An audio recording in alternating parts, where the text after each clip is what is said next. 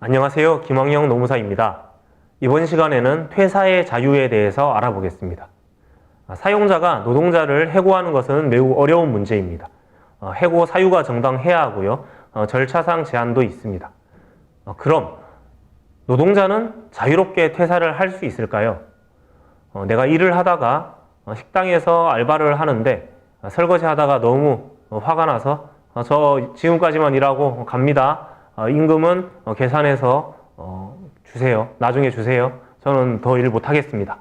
이렇게 하고 갔을 때 그게 다 인정될 수 있는지, 뭐 제한이 있는 건 아닌지에 대해서 알아보겠습니다. 나는 더 이상 일하지 못하겠다. 사직의 의사표시를 사용자한테 했을 때 사용자가 알겠다라고 하면 문제가 없습니다. 알겠다고 하면 그 즉시 사직의 효력이 발생되어서 나는 다음 날부터 출근 안 해도 아무런 문제가 없습니다. 그런데 사용자가 안 된다, 계속 일해라, 사직의 의사표시를 수락하지 않고 거부하거나 응답하지 않거나 했을 때 다음 날부터 출근 안 해도 문제가 없는지 그게 궁금할 수 있습니다.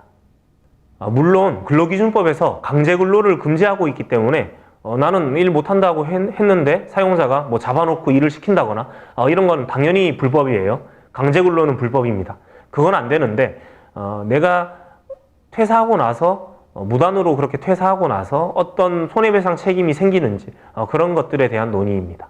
근로기준법에서는 노동자들이 퇴사할 때 어떤 절차나 제한, 시기적인 제한 이런 것들이 전혀 없습니다.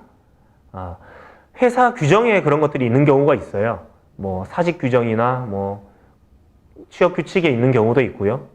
거기에 퇴사하기 한 달 전에 통지를 해야 한 달 뒤에 사직의 효력이 발생한다. 이렇게 규정을 두고 있으면 그거대로 하면 됩니다. 그래서 최소 한 달은 더 다녀야 되는 거죠.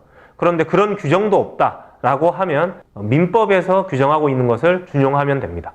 고용노동부 예규에서도 민법 제660조를 그대로 준용하고 있습니다. 민법 제660조에서는 기간으로 보수를 정한 때에는 단기 후 1기를 경과한 때로부터 사직의 효력이 발생한다. 이렇게 규정하고 있습니다. 단기 후 1기, 무슨 말이죠? 저도 처음에 좀 이해가 안 돼서 공부를 했었는데요. 단기 후 1기란 이 단기는 한 사이클을 의미합니다. 월급제인데 1일부터 말일까지 일한 것을 다음 달 5일에 지급한다고 하면 요 한 사이클을 하나의 기로 보면 됩니다. 그래서 8월 5일에 이제 사직의 의사표시를 한 사람은 5일은 요 사이에 껴있죠? 그러면은 단기가 이번 달이 됩니다. 8월이 단기가 되죠. 그러면은 단기 후 1기, 그 다음 1기는 9월이죠. 9월 1일부터 말일. 이게 단기 후 1기입니다. 단기 후 1기가 경과돼야 돼요. 그러면은 9월 말일에 사직의 효력이 발생하는 겁니다. 8월 25일에 퇴사한 사람은 어떻게 되죠? 25일도 여기에 사이에 껴있죠? 그럼 단기는 8월이 됩니다. 단기가 8월이 되고 단기 후 1기, 마찬가지로 9월 1일부터 말일이 경과해야지 사직의 효력이 발생합니다. 8월 25일에 퇴사한 사람은 9월 말일이면 약 한 달이죠. 그래 이 사람들은 크게 한 달 정도만 더 일하면 된다라고 생각하시면 되는데 8월 5일에 이제 사직의 의사표시를 한 사람은 거의 2달 가까이 이게 늘어지는 거예요. 8월 5일에 의사표시했는데 9월 말일까지 일을 해야지 이제 사직의 효력이 발생하는 겁니다. 한편 근로기준법 제19조에서는 근로계약의 즉시 해제권을 규정하고 있습니다. 근로계약서상 근로조건이 현실과 다를 경우에는 노동자들은 근로계약을 즉시 해제할 수 있고 사용자에게 손해배상까지 청구할 수 있습니다. 만약 이런 근로계약서상 근로조건이 사실과 다르다, 이것도 아니고 그냥 내가 다른 이유로 퇴사를 하고 싶은데 사용자가 사직을 수락도 안 해줘요. 이런 경우에는 이런 식으로 내가 8월 5일에 퇴사하고 싶은데 효력은 9월 말일에 발생될 수도 있습니다. 이런 경우에는 이제 손해배상 문제가 생길 수 있습니다. 효력은 9월 말일에 발생하는데 8월 5일에 그냥 퇴사해버렸어요. 다음 날부터 나는 안 나와. 이렇게 하면 이때까지가 다 무단결근이 됩니다.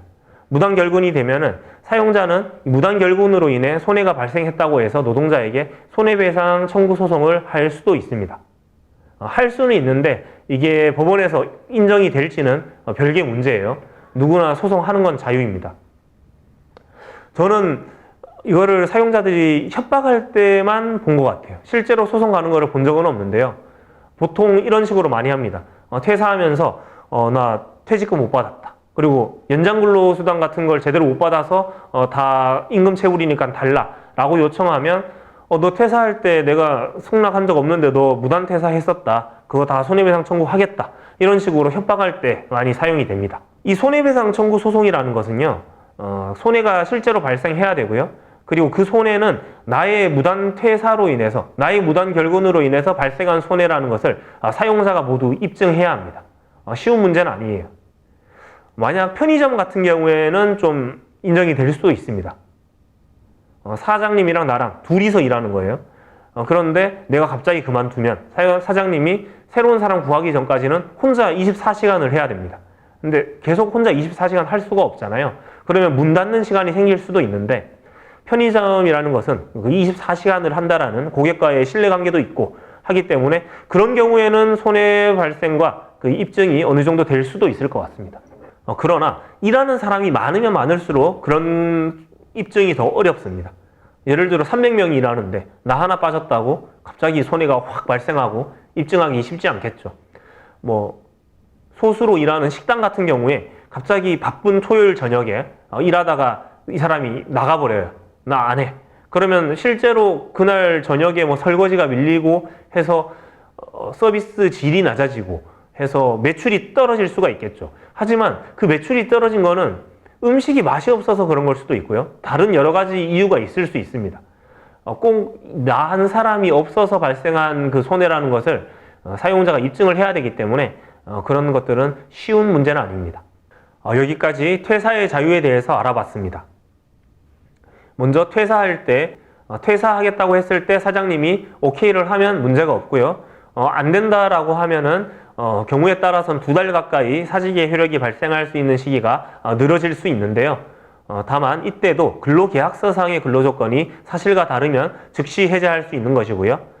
그리고 무단결근이 인정이 되어서 손해가 발생했다 하더라도 그 손해배상 청구 소송을 하는 사용자가 그 손해와 그 인과관계를 모두 입증해야 하니까 무조건 손해배상액이 딱 산출이 된다 이렇게 볼 수는 없습니다. 오늘 영상은 여기까지 하고요. 노동자들도 너무 화난다고 갑자기 그만두기보다는 도의적으로 얼마 전에 내가 그만두겠다고 얘기를 하는 편이 좋을 것 같습니다. 너무 화나는 일이 있으면 사장님이랑 좀 얘기를 해봐야겠죠. 시정해달라던가 시정이 안 되면 나 그만둬야겠다 라고 할 수 있을 것 같습니다. 그럼 여기까지 하겠습니다.